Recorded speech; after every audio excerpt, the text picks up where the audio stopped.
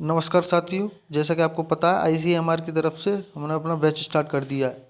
आपको यहाँ पर 50 क्वेश्चन मिलेंगे साइंस के देखने के लिए, जो कि आपको एग्जाम ओरिएंटेड क्वेश्चन है। आपको सीधे सीधे एग्जाम में देखने को मिल जाएंगे। बिना टाइम वेस्ट किए चलो क्वेश्चन स्टार्ट करते हैं ना। दोस्तों, पहला क्वेश्चन है हमारा, बिजली के बल्ब में क्या भरा होता है? कार्बन डाइऑक्साइड, ऑक्सीजन, नाइट्रोजन या आर्गन? हमारा राइट जवाब हो जाएगा दोस्तों आर्गन भरा होता है। ठीक है, चलिए दोस्तों नेक्स्ट क्वेश्चन पर आते हैं। सबसे प्रचुर मात्रा में कौन सी दुर्लभ गैस होती है? बताइए दोस्तों, आर्गन, हीलियम, नियोन या नाइट्रोजन? हमारा राइट जवाब आ जाएगा आर्गन होती है ना दोस्तों। चलिए दोस्तों नेक्स्ट क्वेश्चन आता है। आर्क वेल्डिंग में आर्गन का प्रयोग किया जाता है। जो हमारी वेल्डिंग मशीन होती है उसमें आर्गन का प्रयोग किया जाता है। क्यों किया जाता है दोस्तों? धातु के साथ किसी उपक्रांतिका कम होती है इसलिए। ठीक है, हमारा राइट आंसर सेकंड हो जाएगा है ना दोस्तों। चलिए नेक्स्ट क्वेश्चन पर आते हैं।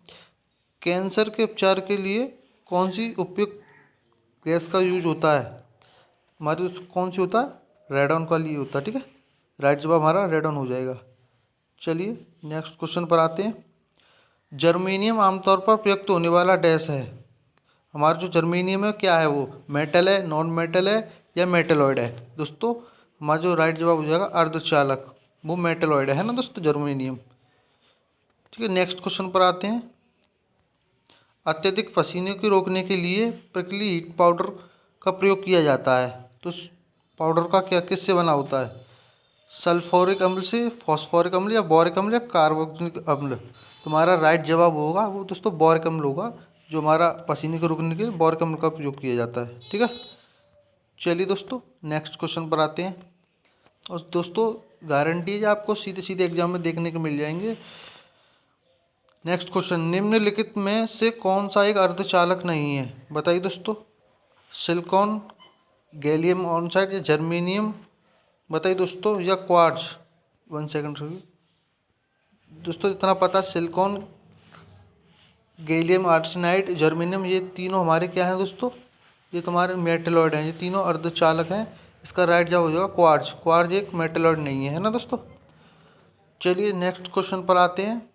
निम्नलिखित में से कौन सा एक रासायनिक परिवर्तन नहीं है? बताइए दोस्तों, वायु में कोयले का जलना, ये तुम्हारी केमिकल रिएक्शन है, रासायनिक परिवर्तन है। ठीक है, गन्ने का रस का कुंकन, पेट्रोलियम का मंजन, ये तीनों हमारी केमिकल रिएक्शन है। बट समुद्री जल से क्रिस्टलन द्वारा खाने के नमक का बनना, ये हमारी कौन सी है? फिजिकल प्रॉपर्टी है ना, ये हमारी भौतिक परिवर्तन है। तो राइट जवाब हमारा क्या हो जाएगा? सेकंड हो जाएगा है ना। चलिए दोस्तों नेक्स्ट क्वेश्चन पर आते हैं। निम्नलिखित में से कौन सा एक भौतिक परिवर्तन? बताइए तो, फिजिकल चेंज बताना है हमारा। कोयले का जलना, ये तो दोस्तों हमारा केमिकल चेंज है। लकड़ी का जलना, ये भी केमिकल चेंज है। बट प्लेटिनम क्रूसिबल को गर्म करना, ये दोस्तों ये वाला, ये हमारा फिजिकल चेंजेस का राइट जवाब ये हो जाएगा है ना। चलिए नेक्स्ट क्वेश्चन पर आते हैं। डैश एक रासायनिक परिवर्तन नहीं है। बताइए दोस्तों, इसमें से हमको बताना है कौन सा एक केमिकल चेंज नहीं है। अंडे का पकना, ये तो हमारा रासायनिक हो गया, रासायनिक परिवर्तन। ठीक है, केक का बनना, ये भी केमिकल चेंज है। केला का सड़ना, ये भी केमिकल चेंज है। बट आइस क्यूब पिघलना, जो हमारी बर्फ़ पिघलती है, जो हमारी कौन सी होती है? ये फिजिकल चेंज होता है। ठीक है, तो इसका हमारा राइट जवाब हो जाएगा ये हो जाएगा। ठीक है, नेक्स्ट क्वेश्चन। स्टेनलेस स्टील को 1 सेकंड, हाँ, स्टेनलेस स्टील को बनाने में लोहे के साथ कौन सी महत्वपूर्ण धातु का प्रयोग किया जाता है? बताइए दोस्तों, क्रोमियम या एल्युमिनियम या कार्बन या टिन? हमारा एल्युमिनियम, जो स्टेनलेस स्टील बनाने के लिए लोहे के साथ एल्युमिनियम का प्रयोग किया जाता है ना। चलिए दोस्तों नेक्स्ट क्वेश्चन। विद्युत तापी साधन के लिए तापी घटक बनाने के लिए जिस मिश्र धातु का प्रयोग किया जाता है, बताइए कौन सी है दोस्तों? सोल्डर है, निक्रोम है, जर्मन सिल्वर या मिश्र धातु इस्पात? जो हमारी विद्युत तापी बनाने के लिए जर्मन सिल्वर का प्रयोग किया जाता है। हमारा राइट जवाब थर्ड हो जाएगा है ना दोस्तों। चलिए नेक्स्ट क्वेश्चन पर आते हैं। जौहरी का रूज क्या होता है? जो जौहरी होते हैं ना, सुनार होते हैं, जो डायमंड, जो उनका जो डायमंड का बना, वो किससे बना होता है?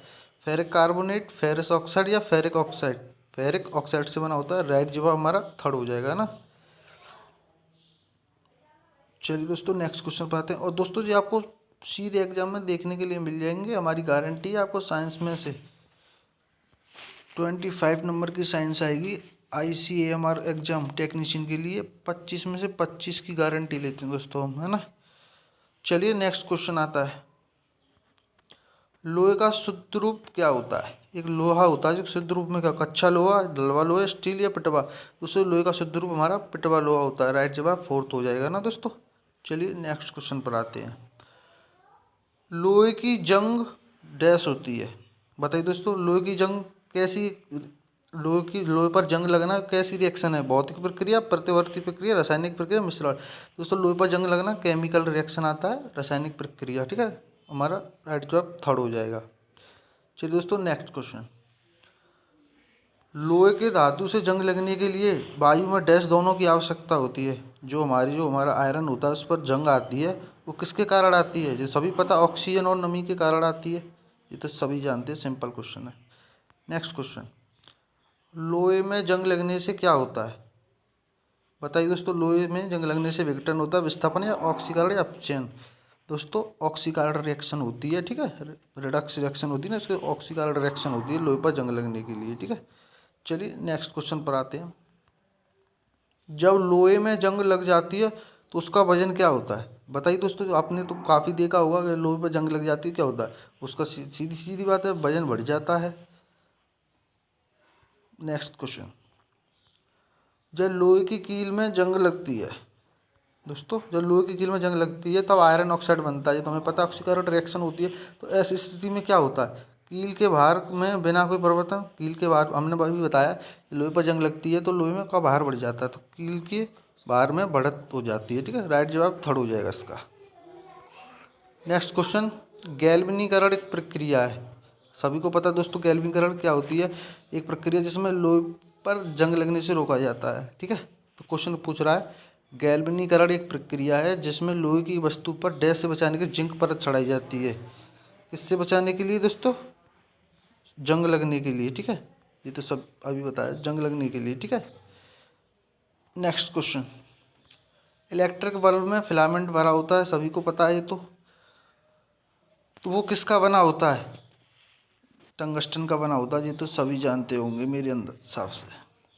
नेक्स्ट क्वेश्चन, सर्वप्रथम मानव ने किस धातु का प्रयोग किया। बताइए दोस्तों, सर्वप्रथम मानव ने सोने, तावा, चांदी या लोहे, तावे का प्रयोग किया। ठीक है, हमारा राइट जवाब तावा हो जाएगा। चलिए दोस्तों नेक्स्ट क्वेश्चन पर आते हैं, नील थोथा है एक। बताइए दोस्तों, नील थोथा क्या है, एक सोडियम सल्फेट है जो खुजली हो जाती है उसके लिए प्रयोग होता है। ठीक है, नेक्स्ट क्वेश्चन, कांसा मिश्रित धातु है। बताइए दोस्तों, जो कांसा होता है वो किसका बना होता है, हमारा कांसा हमारा तावा और टिन का बना होता है। ये तो आपको सभी को पता ही होगा, है ना। चलिए दोस्तों नेक्स्ट क्वेश्चन, गैल्वनाइज्ड लोहा क्या होता है। जो गैल्वनाइज मैंने आपको अभी बताया था, जो गैल्वोकरी रिएक्शन होती है किसकी, लोहे से जंग बचाने के लिए होती है, तो जिस पर हम जिंक की लेपिंग कर देते हैं जिससे जंग नहीं लगती है ना। राइट जवाब हमारा फोर्थ हो जाएगा। ठीक है, चलिए नेक्स्ट क्वेश्चन, पीतल एक मिश्र धातु है जिसके अवयव हैं डैश। जो हमारी पीतल होती है किससे बनी होती है दोस्तों, जस्ता टिन, जस्ता टिन से तो कांसा बना होता अभी मैंने बताया है।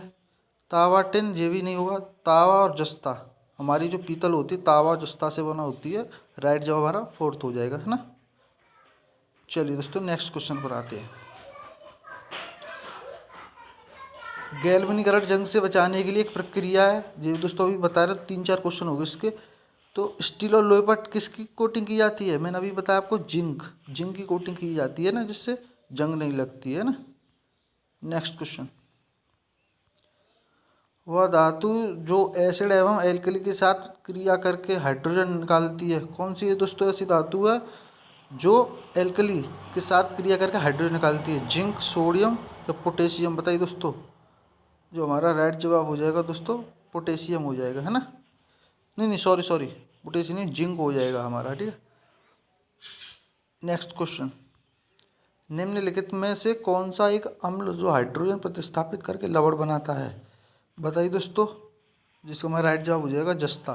ठीक है, नेक्स्ट क्वेश्चन पर आते हैं, निम्नलिखित में से क्या किसी बड़े शहर की वायु को कौन प्रदूषित करता है। बताइए दोस्तों, किसी बड़े शहर की वायु को प्रदूषित कौन करता है? शीशा, तांबा, क्रोमियम या कैडमियम? जो हमारा राइट जवाब हो जाएगा दोस्तों वो शीशा हो जाएगा, है ना। चलिए नेक्स्ट क्वेश्चन पर आते हैं। टेट्रा इथाइल लेड निम्नलिखित में से क्या है? बताइए दोस्तों। टेट्रा इथाइल लेड निम्नलिखित में क्या है? अपचायक है, फॉसिल ईंधन दहन या प्रतिऑक्सीकारक या अपस्फोटरोधी यौगिक? अपस्फोटरोधी यौगिक है ना। राइट जवाब हमारा फोर्थ हो जाएगा। नेक्स्ट क्वेश्चन पर आते हैं। निम्न में से कौन सा एक जल शोधन के लिए उपयुक्त होता है? बताइए दोस्तों। जल शोधन सिलिकॉन, जियोलाइट या एवेस्टन या क्वार्ट्ज? तो जल शोधन के लिए दोस्तों हमारे जो प्रयुक्त होता है उसे क्या बोलते हैं? जियोलाइट यूज होता है, ठीक है। राइट जवाब हमारा सेकंड हो जाएगा। Next question. ऑटोमोबाइल एग्जॉस्ट में समाविष्ट महत्वपूर्ण तत्व है। दोस्तों माफ़ कर देना, थोड़ा बाहर का वॉइस इशू आ रहा है, बच्चे उधम कर रहे हैं। ऑटोमोबाइल एग्जॉस्ट में समाविष्ट महत्वपूर्ण तत्व होता है। बताइए दोस्तों किसका बना होता है दोस्तों हमारा वो? एक सेकंड रुकिए जी। हाँ, किसका बना होता है हमारा? लेड का बना होता है, ठीक है। चलिए नेक्स्ट क्वेश्चन। लेड पेंसिल में लेड का प्रतिशत कितना होता है? बताइए दोस्तों जो हमारे लेड पेंसिल में, बताइए 100, 77, 0 या 65? 0% होता है, ठीक है। ठीक है, नेक्स्ट क्वेश्चन पर आते हैं दोस्तों। निम्नलिखित में से क्या जल में घुलनशील नहीं है? बताइए दोस्तों। जो जल में घुलनशील नहीं होती है, बताइए क्या होता है? Zinc sulphate, potassium, lead sulphate या सोडियम? राइट जवाब हो जाएगा लेड सल्फेट, ठीक है। मोनोजाइट बालू में निम्नलिखित में कौन सा खनिज पाया जाता है? बताइए दोस्तों। हमारा जो मोनाजाइट बालू होता है उसमें से क्या पाया जाता है सबसे ज़्यादा प्रचुर मात्रा में? यूरेनियम, थोरियम, पोटेशियम या सोडियम? तो हमारा राइट जवाब हो जाएगा थोरियम। मोनोजाइट बालू में हमारा सबसे ज़्यादा थोरियम पाया जाता है ना। चलिए दोस्तों नेक्स्ट क्वेश्चन पर आते हैं। थोरियम का सबसे बड़ा भंडार कहाँ है? बताइए दोस्तों। थोरियम का सबसे बड़ा भंडार कहाँ पर है? चीन, फ्रांस, भारत या अमेरिका? हमारा राइट जवाब हो जाएगा भारत। थोरियम सबसे प्रचुर मात्रा में भारत में पाया जाता है ना। Next question.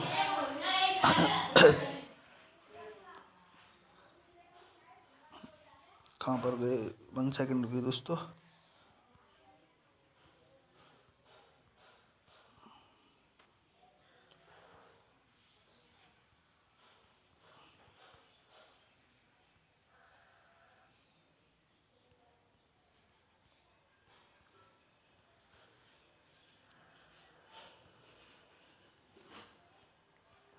वन सेकंड दोस्तों रुकिए हमारी। हाँ, थोरियम का, चलिए दोस्तों जो थोरियम का सबसे बड़ा भंडार कहाँ पर है?